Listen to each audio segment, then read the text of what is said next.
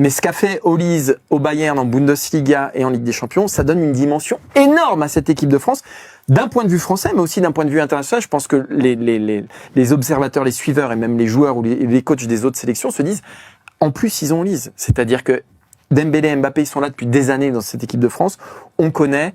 Kanté, on connaît. Même Saliba ou Upamecano, ils sont là quand même depuis quand même un certain nombre d'années. Des gros points forts. Olise, il débarque et c'est déjà quasiment un des meilleurs joueurs du monde. Donc il donne une autre dimension à cette équipe de France pour moi. Il y a eu un trou quand Griezmann a disparu. On a suffisamment souffert justement d'un manque de créativité du milieu de terrain, un manque de lien avec la disparition de Griezmann, avec la disparition de Pogba qui était vraiment le lien entre les deux. Lui est arrivé. Il y a eu au début un petit peu de timidité, mais c'est normal. Griezmann a été timide pendant 1 an et demi, et ben sauf que là, il a pris ça à bras le corps, et là, il est dans une période tellement faste qu'on n'imagine pas autre chose qu'une grande Coupe du Monde. Moi, j'aime pas parler de ça aussi, mais dans 5 coins de sa tête, il y a évidemment le Ballon d'Or qui est largement gagnable sur ce qu'il fait. Donc, s'il fait une grande Coupe du Monde, en gros, il peut faire le bingo, c'est-à-dire un Ballon d'Or, une Coupe du Monde et faire la saison de sa carrière.